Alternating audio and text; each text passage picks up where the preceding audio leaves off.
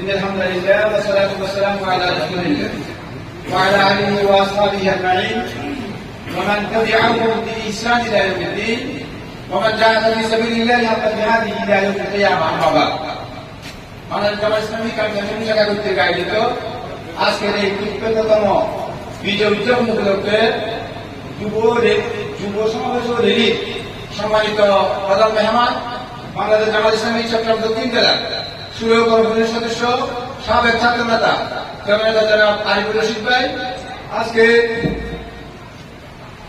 এই সমাবেশ উপস্থিত কার্যনির্বাহী শাখা জামাত ইসলামী সংগ্রামী সেক্রেটারি পরিচালক ভাই মোহাম্মদ জাহিদ হুসাইন, সর্বস্তরের জাতীয় নেতৃবৃন্দ এবং উপস্থিত কর্মী সমর্থক যুবক ভাইয়েরা, আসসালামু আলাইকুম ওয়া রাহমাতুল্লাহি তাআলা ওয়া বারাকাতুহু। মহান আল্লাহ তাআলার শুকরিয়া আদায় করতেছি যে আল্লাহ তাআলা আমাদেরকে আজকে ৫৩তম বিজয় উদযাপন করার জন্য, যারা বিজয় বিরোধী এই ৫৩ বছরে যারা বিজয় বিরোধী ভূমিকা রেখেছে, পার্শ্ববর্তী একটি রাষ্ট্রের মুখ্য ভূমিকা রেখেছে, পার্শ্ববর্তী রাষ্ট্রের বাস্তবায়নের জন্য কাজ করেছে, তাদের ছাড়া তাদেরকে বাদ দিয়ে তাদেরকে দেশ থেকে তাড়িয়ে আজকে যে আমরা নির্ভয়ে অনুকূল পরিবেশে বিজয় উদযাপন করতে পেরেছি, এটার আল্লাহ শুকরিয়া, আলহামদুলিল্লাহ। সম্মানিত ভাই আমার, আমরা আমাদের জন্ম ১৯৭১ সালের পরে যতটুকু আমরা জেনেছি জানতে পেরেছি পর্যন্ত ইতিহাস পড়ে যতটুকু জানতে পেরেছি সেটা হচ্ছে বিজয়ে বাংলাদেশ স্বাধীন হয়েছে। বাংলাদেশের আপামর জনতা সংগ্রামের মাধ্যমে রক্তের বিনিময়ে এই বাংলাদেশ স্বাধীন হয়েছে। কিন্তু দুঃখের বিষয় হলো সত্য যে স্বাধীনতার ৫৩ বছরে একটি গোষ্ঠী একটি দল এই বিজয়ে সম্পূর্ণ মুখ্য ভূমিকা তারা রেখেছে বলে তারা জাতির সাথে এই ৫৩ বছরে তারা জাতির সাথে নাদের মধ্যস্থ করেছে, জাতির সাথে প্রতারণা করেছে। সময়ে তারাই একটি রেজাকারের তালিকা করেছিল। সেই রেজাকারের তালিকায় তাদের নাম ১ নম্বরে, ২ নম্বরে বিএনপি, জামাত ইসলামীর যে সংখ্যা রেজাকারের সংখ্যা সেটা ছিল মাত্র ১৬ জন। তারা যে মিথ্যাচার করেছিল, তাদের সেই মিথ্যাচার তারাই যে লিস্ট করেছে, এই লিস্টের ব্যক্তিগত প্রমাণিত হয়েছে বাংলাদেশে রাজাকারের মুখ্য ভূমিকা পালন করছে বাংলাদেশ আওয়ামী লীগ, ভারতের দ্বারা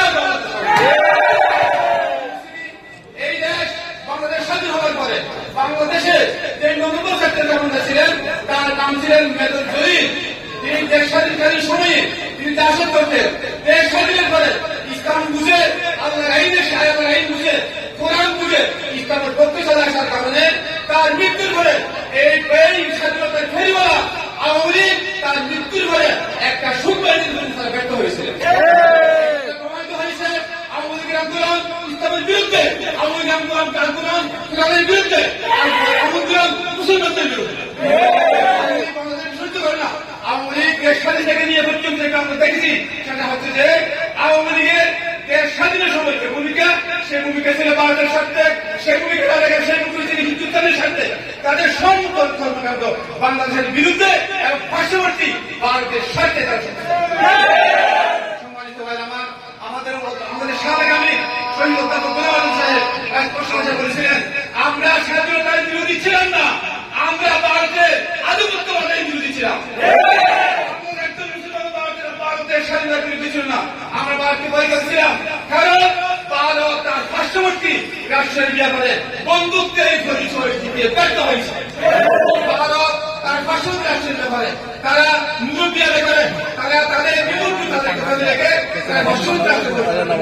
এই কাজগুলো করে দিতে বাংলাদেশ আমরা জমাইস্লামী সহ ১৯৭১ সালে ইসলামী দলগুলো দেশের স্বাধীনতার বিরোধিতা করে নয়, একমাত্র ভারতকে ভয় করছিল, একমাত্র সাংবিধানিক বলেছিল, একমাত্র ভারতের দালাল আওয়ামী লীগকে ভয় করছিল।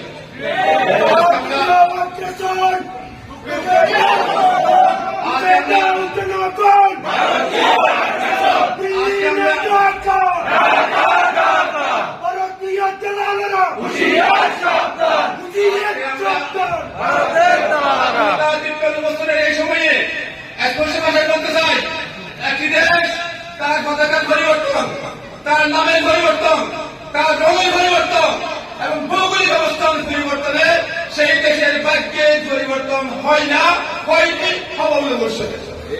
আমরা সুস্পষ্ট ভাষায় বাংলাদেশ জামায়াত ইসলামী কেন্দ্রীয় শাখা এই সংগ্রাম থেকে সমাজ থেকে উল্লেখ করতে চাই। যদি বাংলাদেশকে অভাব মুক্ত, দারিদ্র মুক্ত, উন্নয়নমূলক সারা বিশ্বে যদি একটি মডেল হিসেবে পরিচিত করতে চাই, তাহলে বাংলাদেশে রাজকায়ন করতে হবে, ইসলামী সমাজ কায়েম করতে হবে। বাংলাদেশে 92 জন মুসলমানদের সেন্টিমেন্ট মতো বাংলাদেশ পরিচয় হতে হবে, করতে হবে। অন্যথায় বাংলাদেশের উন্নয়ন কোন ক্রমেই সম্ভব নয়। তাই আমরা বলবো চট্টগ্রাম ইসলামের প্রবেশটা চট্টগ্রামে আন্দোলন শুরু হবে, ইসলামের বিজয় শুরু হবে চট্টগ্রাম থেকে। চট্টগ্রামের সে বিজয় শুরু হবে চট্টগ্রাম দক্ষিণ জেলা থেকে। দক্ষিণ জেলার সে বিজয় শুরু হবে সাতকানিয়া থেকে। সাতকানিয়া সে বিজয় শুরু হবে এই কালচারাল ময়দান থেকে।